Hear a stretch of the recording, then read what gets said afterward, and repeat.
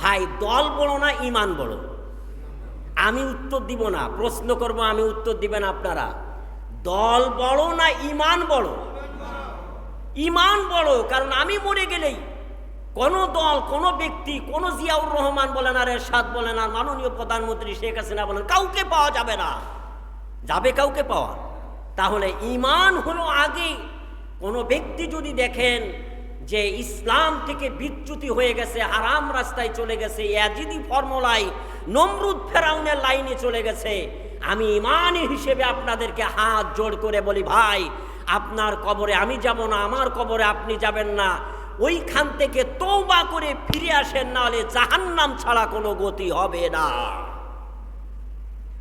পৃথিবী, আমি যতটুকু ইতিহাস পড়েছি, ইতিহাস পড়ে দেখলাম যদি কোনো জুলুম ব্যক্তি, কোনো জুলুম শাসক যদি বেঁচে থাকে, যতদিন বেঁচে থাকে তার নামে ইতিহাস লেখা হয় না। ইয়াজিদ যতদিন বেঁচে ছিল তার নামে কেউ ইতিহাস লেখার দুঃসাহস হয় নাই। কিন্তু ইয়াজিদ যখন পৃথিবীর জমিন থেকে চলে গেছে, নমরুদ যখন পৃথিবীর জমিন থেকে চলে গেছে, ফেরাউন যখন দুনিয়ার জমিন থেকে চলে গেছে, তার নামে ইতিহাস লেখা শুরু হয়েছে। জাহান্নামী, নির্বোধ, লুচ্চা, বদমাইশ, ইতর যত প্রকার খারাপ আছে লেখছে। অথচ সাহাবায়ে কেরামের দিকে তাকান, হুসাইনের দিকে তাকান, স্বর্ণ অক্ষরে কিয়ামত পর্যন্ত মানুষগুলা অন্তরে ধারণ করে তাদেরকে ভালোবাসবে, তাদেরকে অনুসরণ করবে, তাদের নামে মিলাদ মাহফিল করবে, আল্লাহর জান্নাতে যাবে। ঠিক না বেঠে? যেই জিনিসটা প্রতিষ্ঠা করার কথা বলা হয়েছে তার মানে সেটা বড় জোরদার। সেটা কি? সেটা কি বাবা? সেটা জোরদার করার কথা বলা হয়েছে, যে প্রতিষ্ঠা করতে হবে। তার মানে এইটা এমনভাবে প্রতিষ্ঠা করবেন না যে আপনি করলেন আবার ভেঙে গেল, করলেন আবার ভেঙে গেল, না। এখানে প্রতিষ্ঠা করতে হবে। তার মানে এটা কিয়ামত পর্যন্ত প্রতিষ্ঠিত থাকবে। আমার আল্লাহ তাআলা সরকারকেই দায়িত্ব দিয়েছেন। সুবহানাল্লাহ বলেন। কোনো ব্যক্তি যদি বুকে হাত, যদি সাহস তাকে বলবেন যে হুজুর আপনি মনে হয় ব্যক্তিগত আলোচনা করছেন, যদি কেউ পারেন, যদি এরকম কেউ বুকের সাহস থাকে, আমি কুরআন হাদিস খুলে তাকে দেখাইয়া দিব। আল্লাহ তাআলা বললেন, আল্লাযীনা ইম্মাক্কান্নাহু ফিল আরদি আকামুস সালাতা ওয়া আতাউয যাকাতা ওয়া আমারু বিল মা'রুফি ওয়া নাহাউ আনিল মুনকার ওয়ালিল্লাহি আকিবাতুল উমুর। আল্লাহ তাআলা বললেন, পৃথিবীর জমিনে যতগুলো মুসলিম কান্ট্রি রয়েছে, ওই মুসলিম কান্ট্রির মধ্যে যে শাসক হবে, যে বাদশাহ হবে, যে প্রেসিডেন্ট হবে, তাকে আমি আল্লাহ তাআলা চারটে দায়িত্ব দিয়ে দিলাম। একটা দায়িত্ব আমি প্রথমেই দিলাম, সে যখন ক্ষমতায় আসবে, সে যখন বাদশাহ হবে, জাতীয় সংসদে 1 নম্বরে নামাজের আইন পাশ করবে। আর একটু জোরে কর না সুবহানাল্লাহ। এরপরে দোকানে যাই বলবেন হুজুর মনে হয় রাজনীতি কথা বলছে। এটা কি আমার কথা না আল্লাহর কথা? সূরা হজ্জের 41 নম্বর আয়াতে আল্লাহ বললেন, মুসলিম দেশে, মুসলিম কান্ট্রিতে যে প্রেসিডেন্ট হবে, আমাদের দেশের প্রেসিডেন্ট হলো এখন বর্তমান প্রধানমন্ত্রী শেখ হাসিনা, তার দায়িত্ব যখনই সে ক্ষমতায় আসছে তখনই তার প্রয়োজন ছিল 1 নম্বরে জাতীয় সংসদে সে নামাজ প্রতিষ্ঠা করবে, নামাজ কায়েম করবে। এটা আমার কাম নয়, এটা আল্লাহ তাআলা বলে দিয়েছেন প্রধানমন্ত্রীকে, প্রেসিডেন্টকে। সুবহানাল্লাহ বলেন।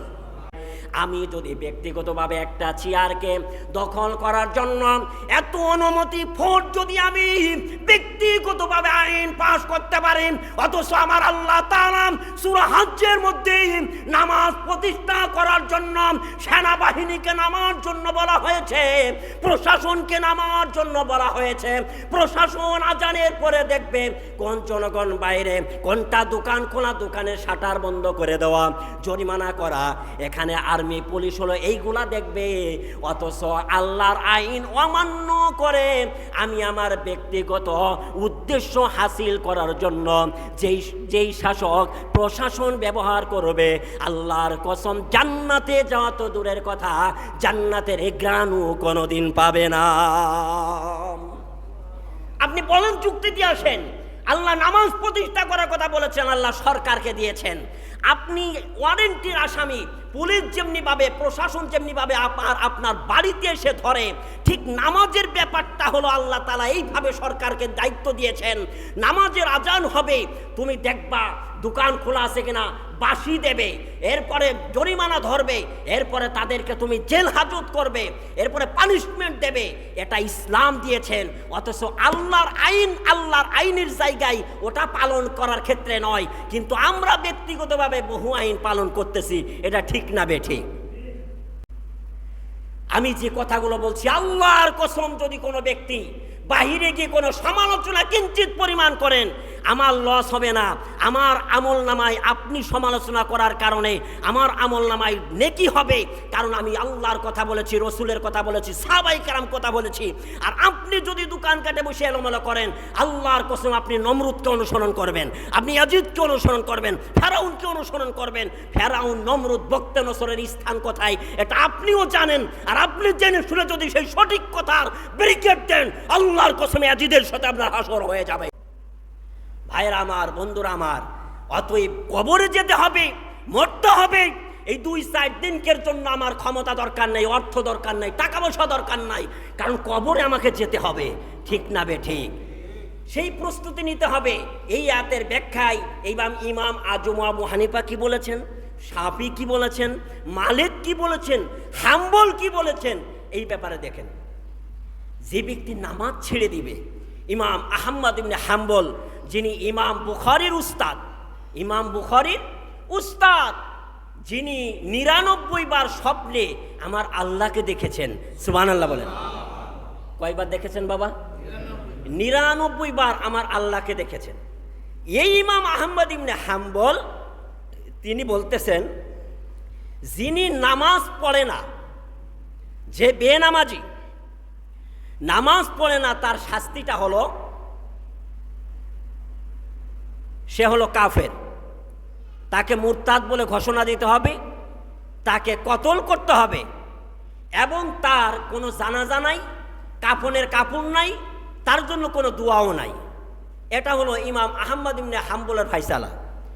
2 নম্বরে ইমাম মালিক এবং ইমাম শাফি রহমাতুল্লাহ আলাই তারা বলতেছেন যে না, যিনি বেনামাজি তাকে সে কাফের বলা যাবে না, মুরতাদ বলা যাবে না, তবে তাকে কতল করতে হবে।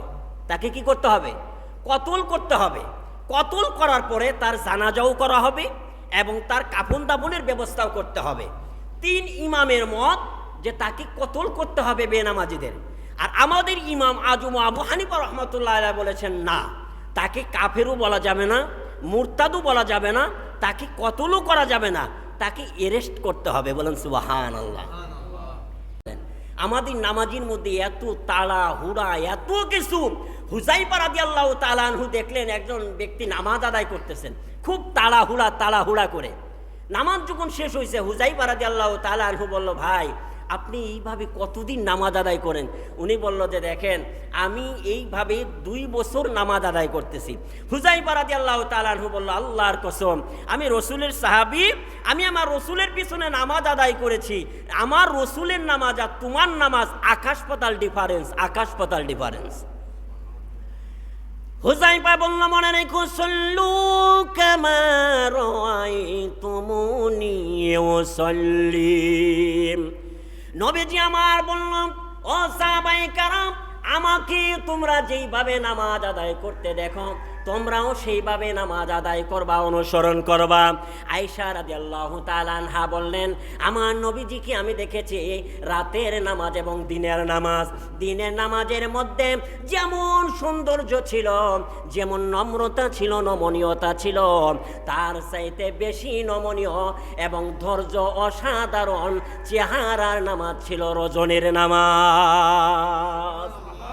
তিনি যখন রাত্রি নামাজ আদায় করতেন, রাসূল সাল্লাল্লাহু আলাইহি ওয়াসাল্লামের নামাজের সৌন্দর্য ছিল আরো মারাত্মক, আর আমরা তো নামাজ শেষ করে তাড়াতাড়ি কিভাবে আর্জেন্টিনা ব্রাজিলের খেলা দেখতে হবে, পাকিস্তান ভারতের খেলা দেখতে হবে, তাড়াতাড়ি টিভির সামনে যেতে হবে, তাড়াতাড়ি মসজিদ থেকে বের হলেই বাঁচি। এটা হলো আমাদের অবস্থা। অথচ আল্লাহ তাআলা বললেন ওয়াদ আফলাহাল মুমিনুনা আল্লাযীনা হুম ফী সালাতিহিম খাশিউন, তারাই তো সফল হয়ে গেছে যাদের নামাজের মধ্যে বিনয়তা রয়েছে, যাদের নামাজের মধ্যে নম্রতা রয়েছে। আল্লাহ বলল ওই ব্যক্তিগুলো সফল হয়ে গেছে। বলুন সুবহানাল্লাহ।